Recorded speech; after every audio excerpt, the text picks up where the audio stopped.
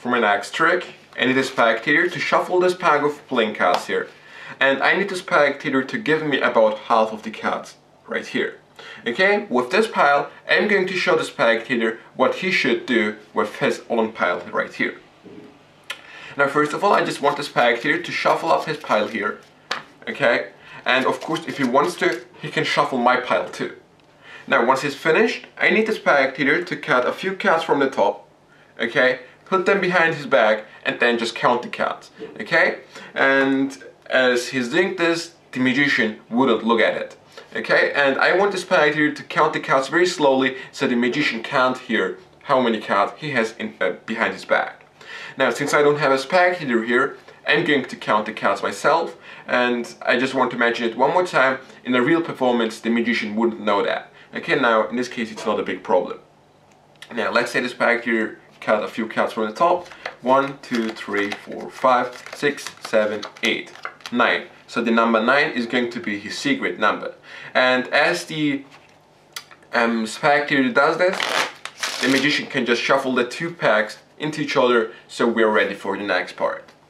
Now, once the spectator has memorized his secret number, in this case the number 9, the magician wants him to cut maybe more than half of the cards here and drop the fewer pack here on top of his pack. Okay, the reason for the spectator to do this is the fact that the magician doesn't want to know how many cards the spectator had here before. Okay, and we can just shuffle the cards a little bit more. Okay, and now I want the spectator to imagine his secret number. Okay, now I want the spectator to place one card for each number. So if his secret number was the number 4, he should deal 1, 2, 3, 4, memorize the 4th card, and drop the remaining cards facing up on top, so there is no chance for the magician to know which number the spectator picked and which card he has memorized. So in this case, I'm not going to look at the cards. Please memorize the 9th card. 1, 2, 3, 4, 5, 6, 7, 8, 9. Now please memorize this card. Okay, I promise I won't look at it. And to be sure that I don't know how many cards you have here, I'm just going to shuffle those two cards into each other, so there is now no possibility for the magician to know how many cards the spectator had or which card he's memorized. Now, in this case, you are my spectator. I'm going to deal the cards one by one on the table, and when I have the feeling that I've seen your card, I will stop. Okay, so I'm kind of going to try to read your mind. Okay, please think of your card.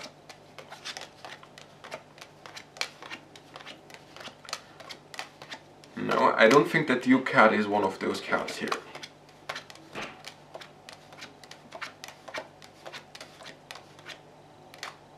You know what? I think I passed your card. Was your card the King of Clubs? Yes? Awesome. And that's basically the end of the trick. I hope you enjoyed it. And now let's see the explanation for this fact.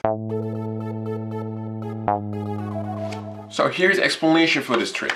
Now, this is actually a force technique, but since it takes you a little bit of time to make the spectator pick the card, I prefer to use it as a single trick.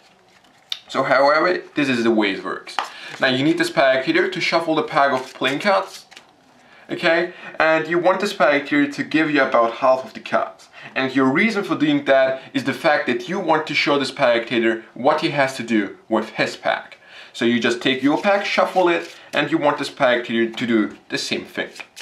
Once he is finished, you say that, that the spectator should cut a few cards from the top, put them behind his back, and slowly count the cards. Okay, as I've said in the performance, the magician really doesn't know how many cards the spectator counts.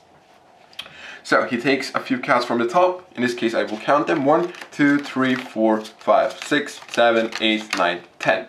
So the spectator's number is going to be 10. Okay, so it's kind of a secret number. Now, as the spectator is doing this, you take the remaining cards, shuffle them into each other, and now you have to take a glimpse on the bottom card. Okay, the easiest way to do that is just riffle the cards here, or as you square up the cards, you can see the 2 of spades. Okay, and remember this card because this is going to be the card you're going to force.